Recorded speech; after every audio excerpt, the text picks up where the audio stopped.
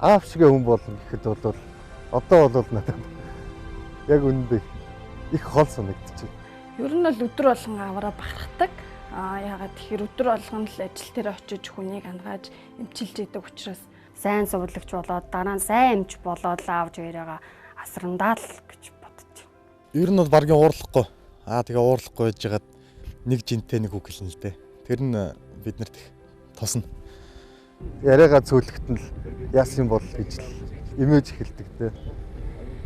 Бидний төлөө нойроо хасч хөдөө гадаа гандаж тийм ээ. Одоо явж байсан. Тэгж бодож аваараа өдөр болгон бахархаж. Миний айгүй том мөрөөдөл байдгийн. Тэгээд гүйцэлдүүлэхэд нэлээд хэцүү. Хичээж л байна. Аавынхаа ачийг хариулна гэж би нэг өдөр хариулна гэж би дотроо бодож бас явдаг та. Аавда хувийн эмнэлэг байгуулж ихэмсэн гэж мөрөөддөг. Аваа таавал бидний бахархан шүү. Танаараа маш их бахархаж авдаг шүү. Хайртай шүү. Гэтэ тэр мөрөөдөл маань одоогоор ч гэсэн хэвээрээ ер нь дийлчих байхаа гэж л их найддаг шүү дээ. Цаг цагийн ирэхээр хувьсан буй байгальд минь эргэн золгодог хавар цаг минь айсвэ. Амьд бүхэн минь дэлгэрч өнгө олон солонгорч амьтан хүний сэтгэлч уурын тайтгардаг билээ. Уран цагийн хавард усны шууд илэн хайлан ирж уучрал хүмүүний сэтгэлд инээмсэглэл тодорно гэрэлтэн. Хавар цагийн өдрийн урт даан сайхан. Гадаа сайхан байна. Манай нэвтрүүлгийн багийнхан Говьсөнбөр аймгийн Баянтал сумын эрүүл мэндийн төвийн их хэмж Бат Эрдэнэхийг зорилоо. Бат Эрдэнэ 8 сайхан хүүхдийн эцэг хүн. Аав минь бидний бахархал, аавын минь хийж бүтээсэн зүйл их шүү гэд Бат Эрдэнэний том хүү бидэнд хандснаар оллоо телевизийн миний аав хөрөг нэвтрүүлгийн баг энэ хүү эрхэм хүнийг мөнхлөн үлдээхээр хүлгийн жолоо заллаа. Тийм маш олон хүүхдүүдийг бас их барьж авсан ачтаа ээж байгаа юм. Тэгээ энэ хугацаанд бол нэг 370 гаруй хүүхдийн ээж боллоо да.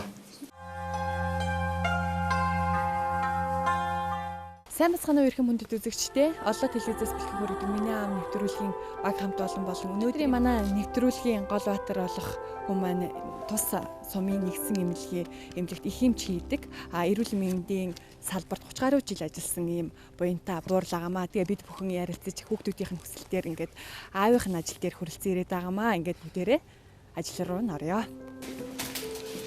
За сайн байна уу та? Сайн байна. Бид бүхэн оллоо телевизээс Улаанбаатар хотоос ирж байна. Биднийг очиж байгааг мэдээгүй учраас аав жирийн өдрүүдийн адил ажиллаа хийсээр утлаа. Аав гинт телевизийн камер хараад гайхсан ч өөр хүүхдүүдийн гинтийн бэлгийг татгалзах зүйлгүйгээр хүлээн авсан юм. Ачсээгээ хараад баярлсан гэж ихтэйхэн уйлзангуутал миний охин тэмцээндээ төрүүлсэн юм чинь өвөө нь төгөлдөр хурыг нь авч өгнө.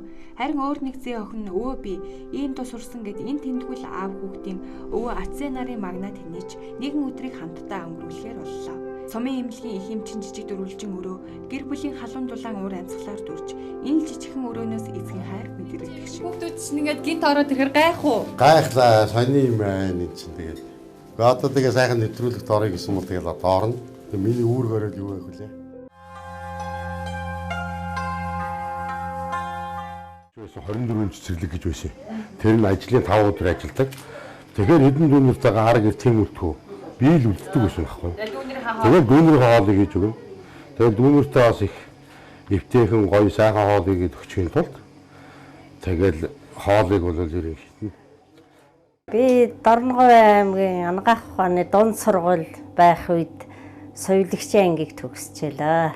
Тэгээд соёлогч хийж байгаад нөхөртэйгээ анх танилцсан. Бид хоёрын дурсамжуулд анх эрүүл мэндийн байгууллагын баяр дээр анх танилцж түүнээс хойш амьдарч эхэлсэн. Би бол айлын утган тэгээд 8 хүүхдээс нь хамгийн бага нь тэгээд аав хоёр маань хоёулаа эмч болохоор би эмч хар багасаа л эмч болохыг хүсдэг байсан. 10 жилдээ байхдаа аавынхаа мэргэжлийг эзэмшиж авъя гэд маш их уулна хичээдэг байсан. Тэгээд яг конкурсны үеэр жоохон алдаа гаргаад харамсалтайгаар аавынхаа мэргэжлийг эзэмшиж авч чадаагүй. Тэгээд Монгол Улсын их сургуулийг төгссөн байгаа. 10-аа төгсөөд хүссэн сургуульдаа орсон. Тэгээд эмнэлгийн мэргэжил ямар их хэцүү гэдгийг эхэндээ ойлгосон. Тэгээд жоохон шантраад тэгсэн нэг өдөр аав маань миний охин эмч болохгүй байсан ч болноо. Аавд нь зөндөө ач зээ байгаа гэж хэлжсэн. Тэр үед би ястай нэг ухаарах шиг болж хичээж байгаа өөрийнхөө чадхаар л яг сургууль сонгох тэр мөчтөл маш их гомцсон болов гэж би бас боддөө шүү дээ. Миний охин миний мэрэгжлийг эзэмшээд авчихгүй дээ гэд. Тэгээ манай хамгийн дүү баг дүү болохоор яг үлдсэн байхгүй юу? Өөр яг эмчи мэрэгжил эзэмших хүн байхгүй. Тэгээ яалтчгүй заавал нэг нь болох ёстой гэд дүүгээ заавал шахсаар хагаад чи орж байгаа хэлбэр тэгсээр оролцсон. Тий одоо хамгийн бага нь бусд нь эмч боллоогүй бүгдээрээ л өөр мэрэгчлээ болсон болохоор би одоо нэг сайн одоо би сувлагчаар сурж байгаа. Ээж маань сувлагч ихлэ ээжийнхаа мэрэгжлийг өвлж байна. Сайн сувлагч болоод дараа нь сайн эмч болоод л аавж хоёроо асрандаа л гэж бодож байна. Болохоор намайг ингэжсэн юм аа. Яг тэр конкурсны үеэр би одоо хотын сургууль авч чадахгүй болчлоо. Анагаахын сургуульд орч чадахгүй болчлоо штэ гэж тэгсэн чи аав маань. Миний охин дунд говийн анагаахын сургууль руу явах юм уу гэдгсэн бохгүй. Тэгэхээр аава манай ангийнхан бүгдээр хот руу яваад тах чинь би яаж ганцаархнаа тэр дунд говь руу явах юм бэ гэл. Бас аавдаа тэгж хэлээ. Тэгээ бас өөрийнхоороо зөрсөр хагаад тэр бас сургуулаа яаж авч чадаагүй л дээ. Тэгээд тэр Монгол Улсын их сургууль төгсөндөө бас нэг харамсдаггүй. Зөндөө.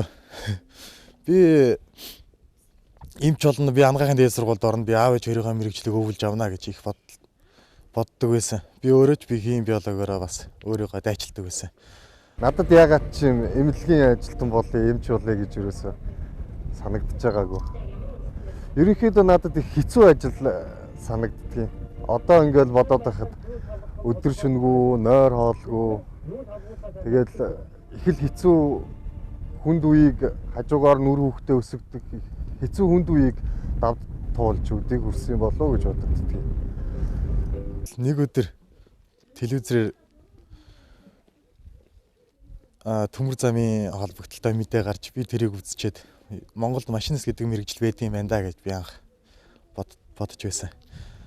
Гэхдээ конкурс өгөхдөө би эмч болъё гэсэн хүслээ орхиогүй байсан. Конкурс өгөхдөө би бас ангаахт өгж үзсэн. Төмөр замт өгж үзсэн. Тэгээ би аль-альтын харж байгаад би төмөр замыг сонгосон да. Би ер нь өөрөө ч бас багасаа аав ярьдгийг. Миний хүү чинь багасаа нэг одоо техникийн дүйтэй хүндээ гэд яагаад гэсэн чинь манай аав нэг цоошин радио ажилласаа бэлгэнд авч ирсэн. Тэрийг алхаар өрцөн нүдцэн. Дотор нь юу байгааг үзье да гэд нүдээ сууж ирсэн гэд яг авчирсан тэр өдөр нь. Тэгэхэд манай миний хүү чи ер нь техникийн талаар юу юм чинь миний хүү ер нь төмөр зам авдуу дургууны хүчлээд явах гэд. Тэгээ би анх төмөр замд орж ирсэн да. Бага ахт ер нь яг гэмч болохыг хүсээ дээжийнхаа халаадыг өмсөөл аавынхаа чагнуурыг зүгээл тэгэл бас нөгөө хүн үдсэж ийн гэл дүүгийнхаа ингээл цамцын сөгч байгаа л чагнж үтэл зүрхнийхээ цогөлтийг сонсон. Тэгээ бас чагнуураа ингээл нөгөө хүнд зүүлгчээд чагнуур руу ингээд хашгирахаар чиг амар өвддөг байхгүй. Тэгэл бас амар дөрсгөддөг гэсэн. Бид хоёр олон ялах хүүхдээ төвнийг өсгөж хүмүүжүүлэхэд тэгээ хоёулаа ажилтай байсан учраас ер нь аав ээжтэй хүүхдээ харуулаад тэгээд л хоёулаа ажиллаа хийгээл. Дээр үед чинь бидний үед чинь ажлыг үл ердөө төрөөд 56 хоног гүйцээгээл ажилдаа ордог байлаа шүү дээ. Бага хүүхдүүдийг н ах эгч нар нь хараад бит хоёр гэртэн соожлол тэгэл ажилдаа яваал. Би энэ айлын том бэр одоо хэдэн айлын бага охин ч гэсэн айлын том бэр болохоор айгүй үүрэг хариуцлага их болдог гэдгийг мэдэрсэн. Тэгээд айгүй олон хүүхдүүдийн ихч болцсондоо айгүй их баяртай байдаг. Тэгээд манай аав бид нарыг яг л өөрийнхөө хүүхчиг хүлээж авсан. 3 жилийн өмнө нөхөртөөгөө ирж танилцчихсан. Өмнө мэднэлд манай хүсэл амьд цэцэрлэг замд эмчээр очиж исэн. Бас 1-2 дахь гэдэг аваар очиж эмчлүүлж исэн. Тэгээ сүүлд нь ингээ бэр болоод ирнэ гэж өстө санаж байгаагүй. Тэгээд очиж уулзна гэхээр догдолжсэн. Тэгээ ирээд уулзсан. Халуун дулаан уур амьсгалаар хүлээж авсан. Эмчнэр чинь 2-3 жил ажиллаад томтол өөр газар гэл явждаг. Тэгээд манай хүн шилжиж явцсан. Тэгээд 11 жилийн дараа өмнөх 1-р ангид байсан найзуудаараа уулзалцсан. Танилцаад. Сэлмэг тэнгэрт одод төгөхийг түмэнтэй харж цэвэр агаараар цээш дүүрэн амьсгалаад нарны цацрагийг өөр дээрээ наадуулах хувьд Монгол хүмүүний заяа юутай азтай. Элэг бүтэн амьдарч юмсан гих хүмүүн бидний заяа. Энэ орчлонгийн төмөн олныг аврах хүсэлтэй эмч хүний заяа даан сайхан. Эмчийн ажил хэцүү хин дуртаанд хийгээд байх ажил биш. Тэд нойр хоол цаг наргүй гүйлтэн байж хүний амь аварна. Тэр дундаа сум дундын эмнэлгийн эмч нар маш их ачаалтай юм. Өглөө босоод ажил руугаа гүн 20,000-аад хүн амтаа сумын эмнэлэгт нэг эрхлэгч нэг их эмч навдна. Сумын бүх хүнийг үзлэг онцлогоонд оруулна. Тэр эмчит хийхгүй ажилч алгаа. Эмнэлгийн ажилчдаа удирдан хүнээ эмчилнэ их байрж авна. Жижиг мис ажилбар хийн. Дуудлаганд 200-аад км-ийн цаана чиг очиж хүн үзнэ гэд яриад байвал тэдний ажил дуусахгүй. Хатуу өвлийн жаврыгч хаялга борооны туслыг ч ажирлгүй. Баагийн эмчил ажиллаа хийн. Хамгийн гол нь хүний амь аварч хүнд амьдрал бэлгэлэх нь миний ажил шүү дээ гэж хээвнийг яар суусан баагийн эмчийн хийсэн бүтээсэн бүхэн төмөн олонд баяр жаргалыг авчирна. Бид хоёр Баян тал сумын инсулт аваа гэдэг сайхан аваан дээр хүрэлцэн ирээд байна. Тэгэхээр энэ аваан дээр ирсний учир нь ер нь Батэрдэнахын багнаас нутаг ус ижи аавынхын талаар ярихаар ирлээ. Манай аавч одоо Булган сумын Булган сум одоогийн Орхон сумын хүн. Манай ээж Хөвсгөлийн игүүр одоогийн Тариалан сумын хүмүүс. Тэгээ уулнууд бол ер нь малчин гаралтай усуд. Тэгээд 1958 онд Улаанбаатар хотод орж ирээд хоёулаа сургууль номын мөр хойч тэгээ манай аавчтай төвчгийн санхүүгийн төвчгийн техникум төгсөжсэн байгаа. Манай ээж чинь бодлооны техникум гэж төгсөөд тогооч юм хичээлтэй болж байсан байгаа. Тэгэл одоо тэрнээс хойш Улаанбаатар хотод амьдраа. Тэгэл өөр хүмүүс биднийгээ төрөөж өсгөл тэгэл Улаанбаатар айлын суусал та. Баган цэндээ ер нь хийхээр ирэх дураараа үүдтэй айлын том хүүхд юм чинь маш хариуцлах тал гэсэн үг. Бага насны сайхан дурсамж. Ер нь бага настай бол би ер нь одоо ч гэсэн ер нь хийх штэ. Ер нь яагаад гэвэл зэрэг манайхаа хоёр хүүтэй. Тэгээд айлын том нь. Тэгээ манай аав ээж хоёр ч намайг одоо тийм хэлчихсэн. Одоо айлын том ганц хүү гэдэг. Тэгээ одоо зүгээр нэг дурсамж ярихад би нэгдүгээр ангид орохдоо би сургуультай бакалтай нэгдүгээр ангид орсон шүү дээ. Тэгээ багш маань чи яагаад бакал өмсөд ирэх вэ гэхээр одоо баян жолооч өгөөд бакал өмсөхгүй хэн өмсгөө. Баян жолооч өгөөд аав нь тээврийн тэр. Аав нь тээврийн тэр гэдэг. Тэгээд одоо тийм дураараа бакалтай л бол сургуульд бакалгүй явахгүй. Тий. Ийм л юм байсан. Тэгээд одоо ээж аав маань тэгээд биднийгээ өсгөөд ингээд сайхан амьдрал түргээд тэгээд бас өндөр насыг наслаад ингээд нэг хоёулаа 80 гараад сая мөнх өсөж байгаа. Хүний амьдрал чинь жаргал зовлон ээжлэн мэдэх хороо таны амьдралын хамгийн хүнд хэцүү үе болох вэ? За ер нь хүнд хэцүү үе байлгүй яах вэ байна. За ер нь зүгээр өөрийн амьдралд бол хүнд ч одоо бид нар чинь юм байлаа. 7 хүүхэд сургууль сурдаг байлаа. Тэгээд дээд сургууль сурна. Яг бидний манай дүүнэр чинь яг сургууль сурах үеэр зах зээл бий болсон. Тэгээ мөнгөний хань шунцсан. Тэднийг сургахын тулд бид нар бол аав ээж юм тэгэл бас л өстой байгаагаа урдаж байхгүй гардаа гэж явж л сургууль соёл өсгөлээ шүү дээ. Тэгээ энэ үед бол бид нарт чинь 10 жил байхад ч тийм байсан. Оюутан байхдаа ч тийм байсан. Одоо хувцас сольж өмсөд л хичээлд явдаг гэж зөндөл байсан. Тэгээ нэгдүгээр тийм байлаа. Хоёрдугаар би бас нэг юм их ярих дуртай хүүхдүүдтэй ч гэсэн ер нь хэлж явдаг. Урдах амьдралаа ерөөсөө битгий мартчихъя гэж хэлж дуртай. Ягаад гэвэл бид нар олуулаа байсан. Тэгээд бид нар цувтаатлах одоо нэг 5 цул малын гидсээр хоол их айгуу дуртай. Өөрөө зохион. Тэгээд ер нь миний хамгийн их дуртай хийх хоол бол одоо энэ сүүлийн үед ярьдаг 5 цулын гэж яриад байгаа. Амтны дотор эргэтэнгүүд тийм ээ. Тийм зүйлээр хоолыг бол бүр их дуртай. Тэгээ одоо бид нар чинь цудаатайгаа ойчрлаад авдаг гэсэн сочлиж байна. Тэр үед чи одоо тэгээд зарим усууч ингээд 70 дээр ингээд зогсчихсон. Гэхдээ нэг нохоонд нэг ганц удаа аваад өгчих гэсэн чинь энэ ойчрын дийлдэг юм гэж ярьдаг. Тийм тохиолдол байсан. Тэгэхэд би өөрөө хоолоо идэх гэж тэрэнд ойчрлдаг байсан байхгүй. Тэгээд би тэр үед боддог шин энэ ямар хүн өнөөдөр нохоогоо хооллох гэдэг бидний хоолоор нохоогоо хоолж идэг. Ямар нь бид нар нохоо хоолоо өөрсдөө хоолж байгаа гэж бодож явсан тэр хүүхд ахуй цаг байхгүй. Тэгээд тийм үе байдаг. Тэгээд одоо ч гэсэн би ер нь гидс дотор тийм 5 жилийн хоолны дуртай. Гэртээ ч гэсэн хийж идэх хамгийн дуртай хоол тэр л байдаг. Таны амьдрал тэр одоо ямар нэгэн одоо хий гэсэн зүйлээ ямар нэгэн шалтгаанаас болоод хийгээгүй тийм тохиолдолд харамсаж байсан үү? За ер нь би хий гэсэн юм аа хийх дуртай. Тэгтээ надад бас тийм юм би. Тэгээ тэр үед чинь одоо конкурс өгдөг. Тэгээ конкурс өгөөд ихний өндөр оноотой хүүхдүүдийг шууд анаахын дэд түүгээд авчдаг байлаа. Тэгэл одоо ер нь мэрэгжлээ бол улс эх хормон заагаад өгсөн тоо энэ мэрэгжлээ. Тэгэл энэ мэрэгжлийн эзэмсэн. Цэргийн эмч. Цэргийн эмч бол тийм. Тэгээ цэргийн мэрэгжил эзэмшээд 1990 он хүртэл одоо би Зүүн Баянгийн гарнизон тэгээд эмчийн ажиллаар хийж байсан. Бид нар чи 1987 оны тэр типийн Зүүн Баянгийн типийн голомтоос болоод хордлого аваад тэгээд харшилтай болоод тэгээд би мэрэгчлээс олж исэн. Уул нь миний өөрөө яг чим мэрэгч сонирхол бол би нэг манай аавын найзууд их мэдлэгийн эмч нар байсан. Одоо энэ том авиатууд байна. Одоонтлаа эмчээс ахуулаад манай шагдар багш гэл товчин багш байна. Шагдар сүрэн багш байна. Чи орлоо багш байна. Би эдний гараар өөрөө яг оюутан болсон. Тэгээд би бол ер нь эдний зэндааны нэг мэдлэгийн эмч болж байсан гэж боддог гэсэн байхгүй. Яг энэ сайхан нутагт бол би 2003 оны 4 сарын 15-нд энд эрүүл мэндийн яамны томилолтоор одоо энэ сумын их хэмчээр гэж ажилласан. Одоо ингээд 12 жил ажиллаад. Одоо яг ингээд 4 сар гэдэг чинь яг ойнд ирж байгаа юм байна шүү дээ, тий? Сар болж байна да. Тэгээ одоо бол би ингээд Чихамар хоолой хэмчээр улсад 10 гаруй жил ажилласан.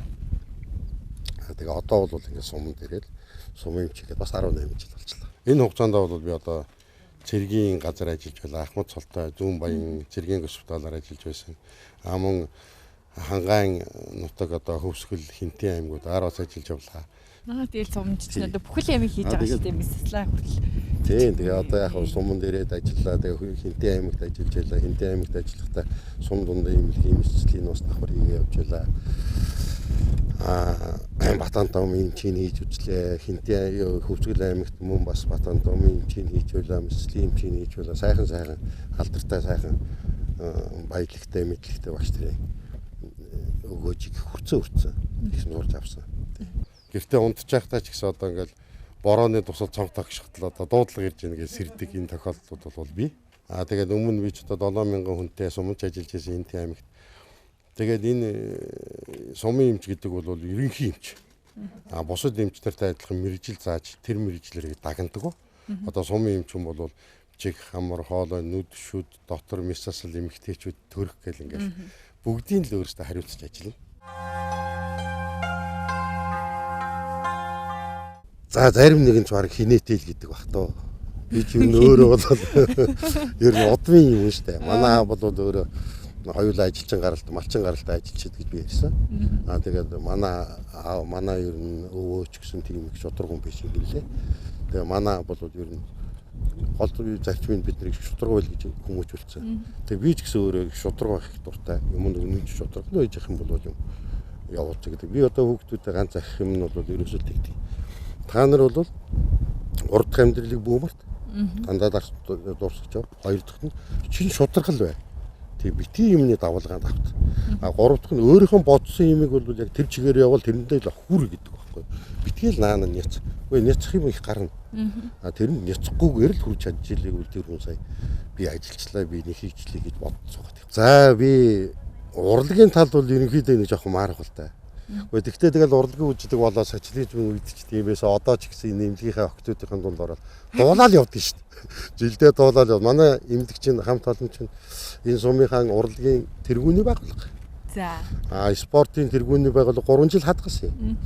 Тэгээ би бол өөрөө сакс бол маш их тоглох дуртай байсан. Теннис их тоглодог байсан. Ер нь спортлог шүү. За яг ингээд одоо энэ залуусууд байна. Энэ бол дээр юм доо. Тэгээ залуусуудад бол бас яг хөгжөөх марктайгаа тэгээ за. Нэг доо аялье. Тэгээ доо шинэн ярилцсан найз чиний хэн үгийг чагнан сонссон намрын оройг санаж байна уу буургас хажууд бин найгсан болж мөр дэрэгд миний жирэгсэн имэл өдөр байсан сан тийм л оройг санаж байна уу. Одоо ингэ явдаг байлсаа. Миний айгүй том мөрөөдөл байдгийн. Тэгээд гүйцэлдүүлэхэд нэлээд хэцүү. Хичээж л байна. Аавынхаа ачийг хариулна гэж би нэг өдөр хариулна даа гэж би дотроо бодож бас явдаг та. Аавда хувийн эмнэлэг байгуулж ихэмсэн гэж мөрөөддөг. Аваа та бол бидний бахархал шүү.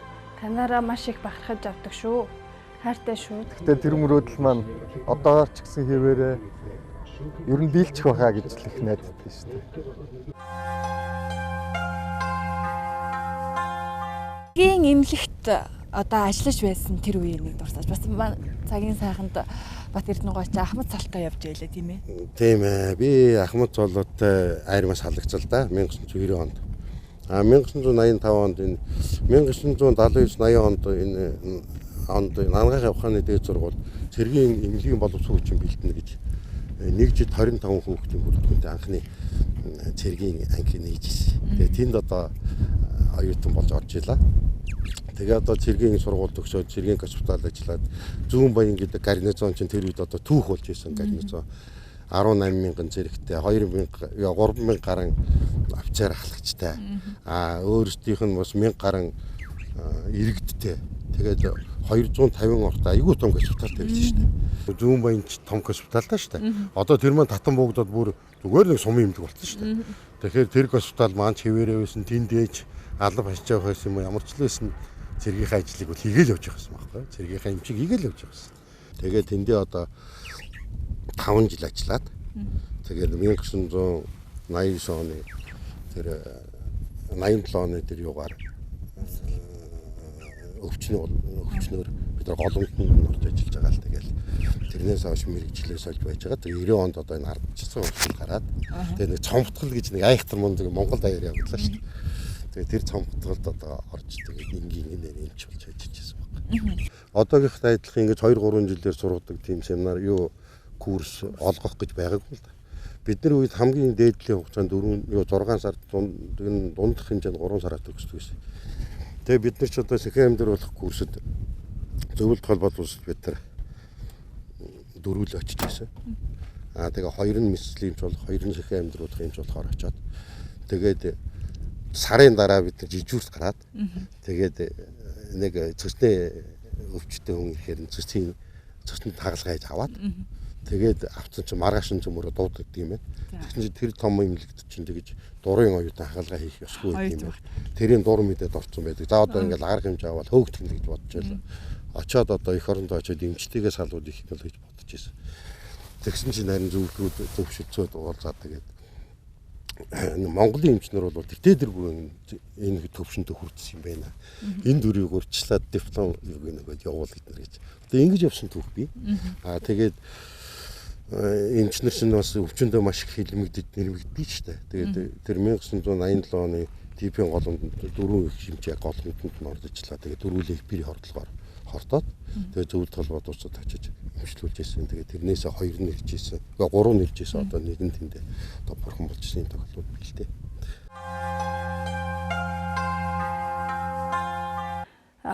Эмнэлгийн хүн гэдэг утгаараа амар цэвэрхэн байхыг хүсдэг гэртээ ингээл тоос байх юм бол үзэхгүй цэвэрлээрээ гэл тэгэл маш их цэвэрлэгээ хийж цэвэрчнэм байлахыг бид нарт маш их зааж өгсөн. Аавтайгаа би өрн багада ихнийх цуг байдг байсан. Аав ийш тийш ингээ томилдоор эмчилгээнд дээр явцдаг байсан. Ер нь амар хүлээдэг гэсэн шүү дээ. Ирэхгүй нэг болыг л амар хол хөдөө явна гэл янз янзын дуудлаганд л явдаг. Тэгэл тэр болгонд нь хүлээгээл тэгэл ирэхээр нь л заавал унтах хэрэгтэй юм шиг. Эрэхтэй нөгөө нэг гэрт байхгүй л ах юм бол тий аав хүн гэртээ байхгүй л ах юм бол гэр нэг тийм эзгүй байдэн шүү дээ. Тийм болохоор аавгаа маш их хүлээдгээс дуудлага нь бүр алсын дуудлаганд явна гэл 1 хоног 2 хоног гэл бас явдаг гэсэн. Хөдөө орон нутгаар ер нь амар их явсан даа. Аав ээж хоёр маань их л ажилдаг байсан. Шөнө өдөргүүл явдаг. Тэгээ би нэг сонинд дурсамж үүдгийн. Яг цагаан сар болох гээд байжсэн. Урд өдөр нь аав ээж хоёр маань дуудлаганд яваад өгцгөөцсөн. Тэгээд ангийнхаа дотор баримт сурдаг ангийнхаа хүүхдүүдийг цуглуулаад буузаа хийгээл. Тэгээд буузаа жигнээд 800 бууз хийчихэд 400-ыг жигнээд идчихэж байгаа цөмөрөө.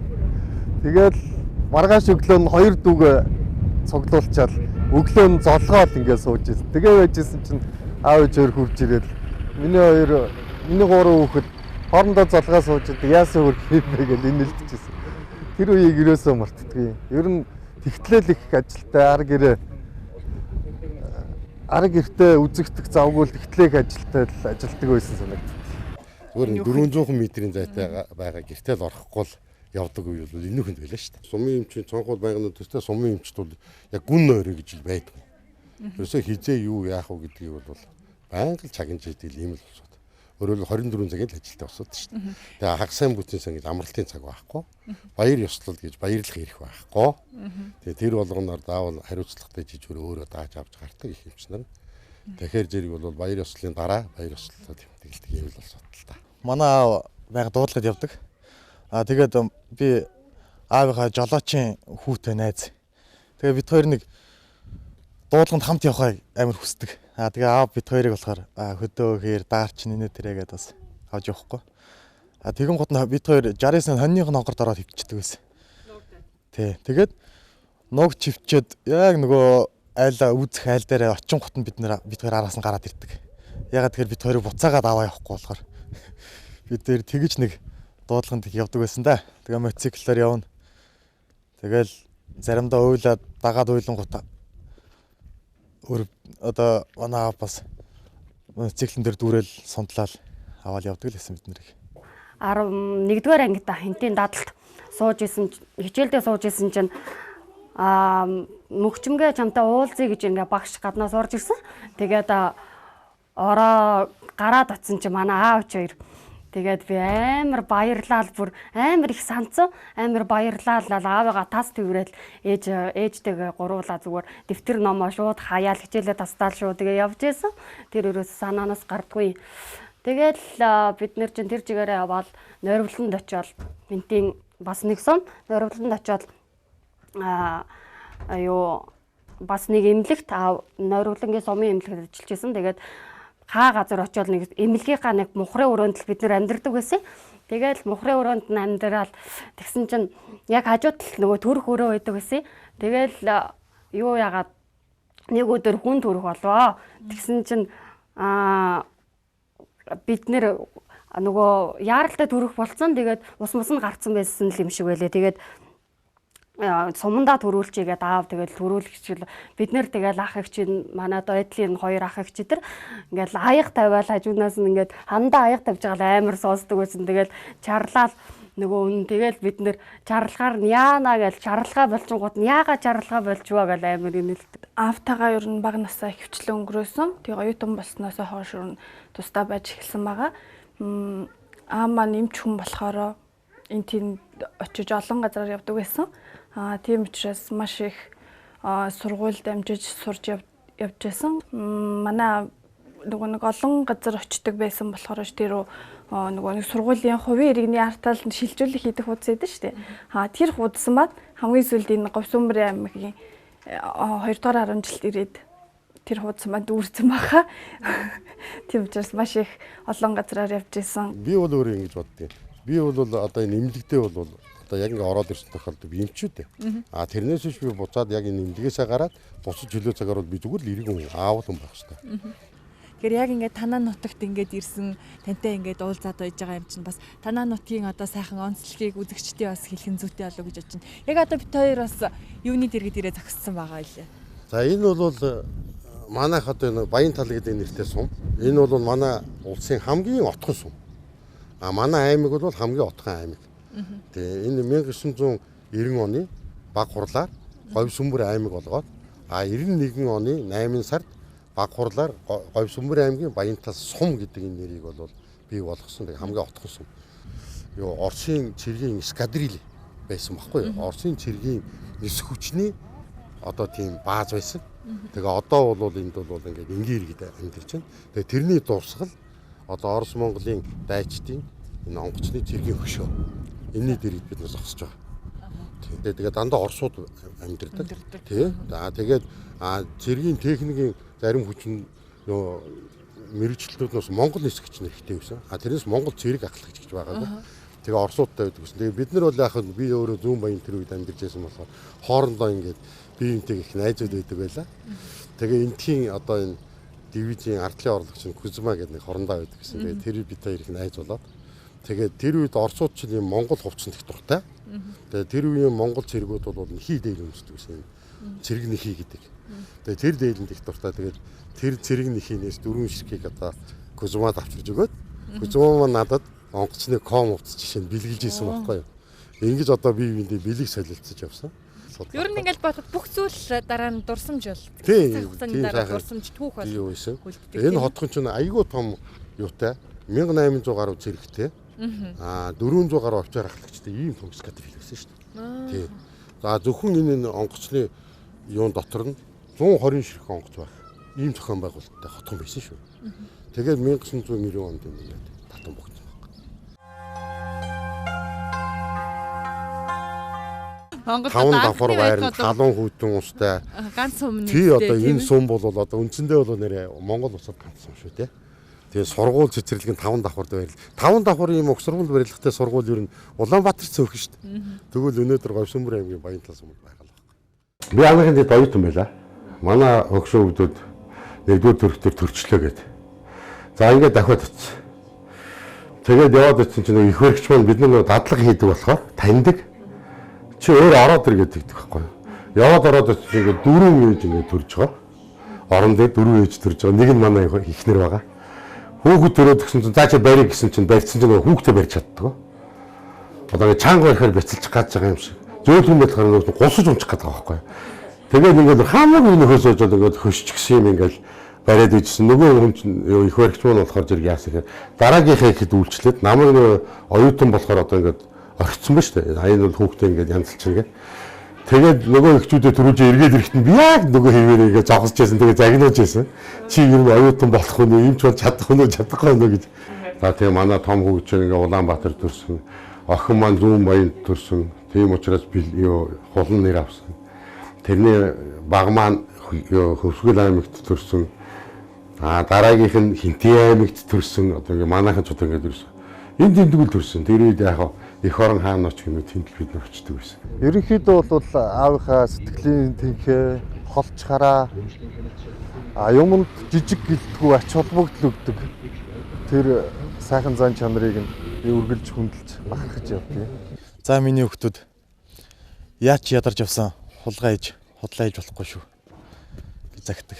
Ер нь бол бид нар би ч ер нь өөрийн бололцоогоор тэрийг би өөрөө биелүүлж дэмжиж ажилладаг. Аав маань яг чи яг тийм хүн болох ёстой, чи яг ингэх ёстой гэж бол бид нар яадгүй. Миний ах өөрөө л мэд.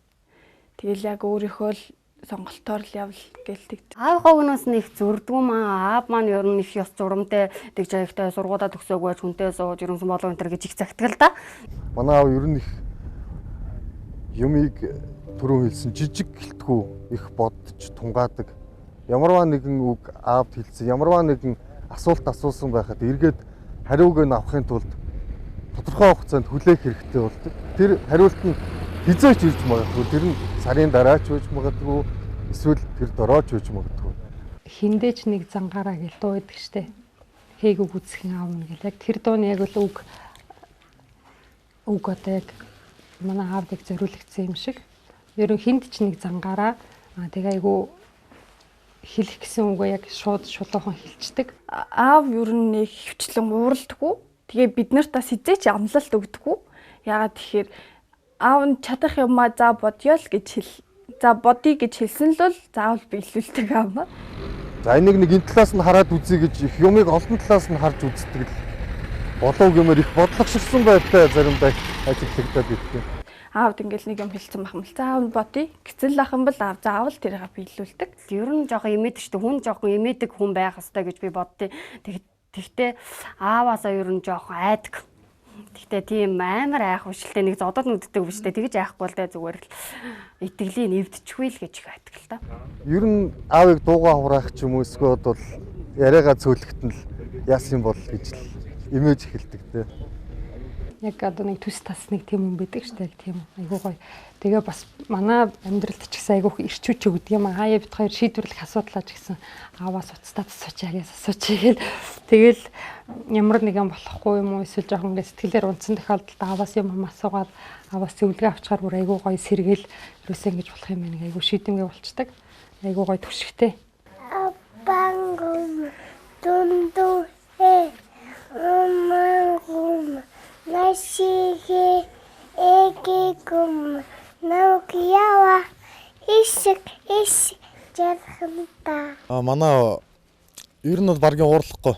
Тэгээ уурлахгүй байж байгаад нэг жинтэй нэг үг хэлнэ л дээ. Тэр нь биднэрт их тосно. Тэгээд харин нэг үгээ хэлсэн тохиолдолд яг тэр үгээ хэлснийхаа дараа нь бол бид нар аав нөгөө үгээ хэлсэн штэ гэд бас нэг жоо хинэггүй талдаа орчих тохиолдол бас бий. Тэгээ манай аав чи ер нь хүүхдүүдтэй гар хүрдэггүй хүн л те. Тэгээд ер нь тоотой хэдэн удаа л загнуулсан баг.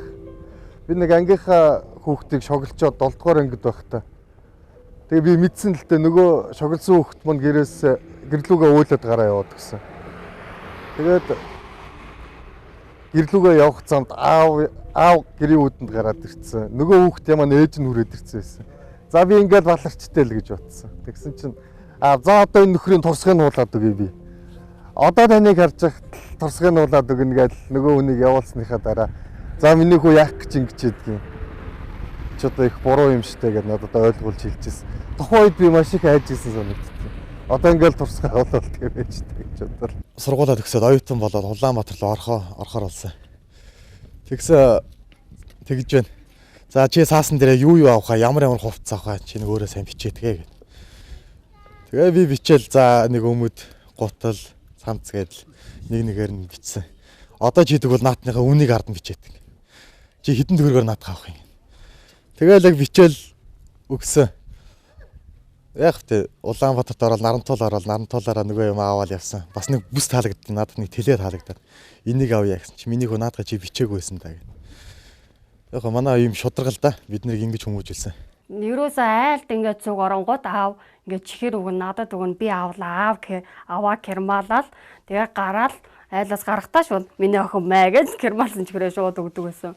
Тэгээд аав маань их үлгэр ярьж их өгдөг байсан. 15 долгоод атгаалж хар мангас өдр гэж амар их ярьдаг байсан. Тэгээд тэрнээс нь заримдаа айн. Хэлхийг хүссэн үгсээ хэлхэн байж төгсгий. Бидэнд хүсдэг хүлээдэг гэрэлтэй ирээдүй бүхэнтэй нь үр хүүхэд бид чинь заавал хүрнэ. Тэдгээрд хүрэх зам нь харин таны минь хайр халамж, ухаарал зэмлэлийн үгсээрээ уралсан урт ардан зам байх болно. Үргэлж хэлж чаддгүй ч одоо бид хэлье. Үнэн бүхнээр өндөрөөс өндөр эндэр хийгээд өөрөө бид дээр нь гараад хэлье. Хязгаар гэж үгүй зүйлсээр хэмжээсийг нь хийгээд хэлье. Таньдаа бид хайртай. Та бол бидний амьд бурхан ааваа.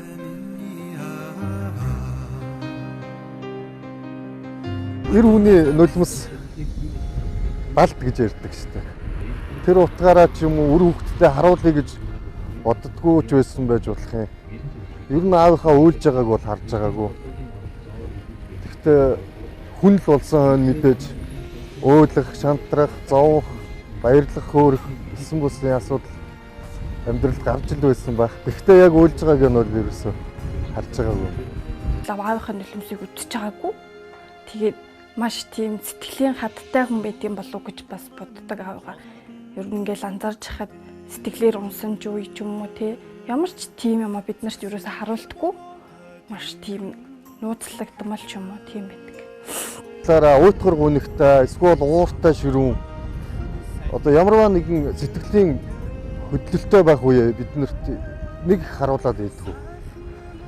Ерөнхийдөө гэхдээ бид нар аавыг ууртай байна уу, жоохон гүнигтэй байна уу гэдгийг хараад ойлгодог. Гэхдээ яг тэгж нэг за энэ л миний аавын хамгийн гүнигтэй үе байж тээ гэж хэлэхээр тийм үе яг ялгарч санаанд бол ерөөсөө орж ирэхгүй. Яг 4 жилийн өмнө манай өвөө нас ороход аав маань яг би хажууд нь сууж исэн чинь аав нь аавыгаа аварч чадсангүй гэж их хуйлжсэн надад. Тэгээд үнэхээр өрөвдөлтэйс л та. Тэгэл аав маань ганц аавыгаа алдаж. Аавтайгаа хамгийн ойрхон байдаг нь манай дүүнэр болохоор зайтай амьдарч байгаа. Ерөнхийдөө нэг 90 орчинд байдаг юм да. Тэгээд ер нь яг тэгээд очие, ингээд очие гэж зорж очихоосоо илүү ойрхон байдаг болохоор ороод гарыг. За одоо нэг очие л гэж очдог болохоос яг тэгж за ингээ гэж зорж очижсэн тохиолдол ер нь ховор баха. Аав маань бол миний бодлоор маш за одоо их халамжтай, их мэдрэмжтэй. За тэгээ ямар ч үед маш зөв шийдвэрийг гаргаж чаддаг юм шиг санагддаг л да. Жаахан байх үеийн төрсөмжүүд гэвэл маш олон байна л да. Ер нь бол аав маань бидний баг байхаас эхлээд их том хүнтэй харьцаж байгаа юм шиг харьцдаг гэсэн. Жишээлх юм бол одоо ааваа би одоо ийм асуудалтай болчлоо. Одоо нэг яавал дээр би яах вэ гэж асуугаад аавартаас миний охин тэгээд өөрөө яаж хийх хүсэж байгаа юм бэ? Миний охин юу гэж бодож чинь гэдээ уртаас асууж шийдээ. Бидний өөрсдөө одоо би та шийдвэр гаргах тал дээр нь сургадаг байсан юм шиг байна л да. Ээж маань ч гэсэн ярьдгийн аав чинь одоо намайг жирэмсэн байх үед тэгж халамжилдаг байлаа. Хүүхдэд төрүүлсэн байх үед тэгдэг байлаа гэл тэр болгоны сонсоход бол одоо бидний үеийн залуучуудад байхааргүй тийм л сайхан халамж анхаарлыг ээжд маань тавьж ирсэн байдаг л да. Тэгээ би аавыгаа их залуугасаа ер нь тийм ажилласан хичээнгүй их нэртэй хүүхдүүдтэй их халамжтай хүн байсан юм байна да гэж боддог юм. Тэгэхээр одоо ер нь бол тэгээ хүүхдүүдэд нь одоо байгаа тэр хэрсүүд зан чанар бие даасан байдал энэ бүгд бол аавын маань биднэрт суулгаж өгсөн зан чанар юм байна да гэж би бодож байгаа. Тэгээ аавдаа гэж хэлэхэд бол аавыгаа эрүүл их байгаарай, урт удаан наслаарай, аль болох олон жил хүүхдүүдтэйгээ бид нартай хамт байгаарай гэж хүсэж өрөөж байна. За өдий 30 хүртэл наслахтаа мэдээж хүүхэд байхдаа өсгүүлэх гэж зовоон, өссөөнөө сурах гэж зовоон. Тэгэл эцэг их хоёртой хүн бол хүн өөрөө мэддэггүй боловч эцэг их хоёр ямар их хүч хөдөлмөр зүтгэл гаргадаг юм бэ гэдгийг хүн нилээн дээр гарсан. Би бол одоо 30 нилээн төгсөн 27 28 тагаас хойш тэр талаар бодож эхэлдэг болсон. Би аавдаа баярлж авдаг. Манай аав бидний төлөө нойролоо хасч хөдөө гадаа гандаж тийм ээ. Одоо явж байсан. Ер нь бол өдөр болгон аваараа бахархдаг. Яагаад тэгэхээр өдөр болгон л ажил дээр очиж хүнийг ангааж эмчилж идэг учраас өдөр болгон л миний аав ачтай буянтай зүйл хийж гин те тэгж бодож аваараа өдөр болгон бахархаж. Энэ олон үр хүүхдээ хүний дайтай хүн болгож зөв хүмүүжүүлж чадсан аавдаа ээжтэй маш их баярлалаа. Та хоёр маань бол бидний хувьд бол маш том нүмер нөлөг, маш том бахархал, үргэлж бидний сэтгэлд байх тод тамга юм шүү л гэдгийг хэлмээр. Өвөөдөө хальтай шүү. Бидэнтэйгээ зөв ортодоо аз жаргалтай инээд үлдээ сайхан амьдгаарай. Аавынхаа ачийг хариулна гэж би нэг өдөр хариулна гэж би дотроо бодож бас явдаг та.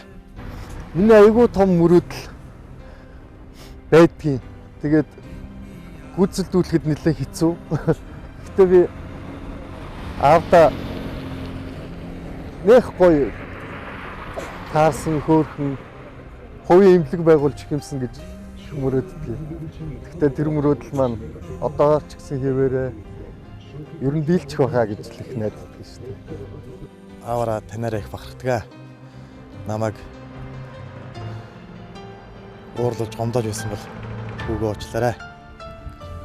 Аав шиг хүн болно гэхэд бол одоо бол надад яг үнэндээ их хол санагдчих. Аавдаа маш их хайртай шүү. Танаараа би үргэлж бахархдаг шүү. Та бол миний цорын гац баатар шүү. Аава та бол бидний бахархал шүү. Танаараа маш их бахархаж авдаг шүү. Хайртай шүү л гэж.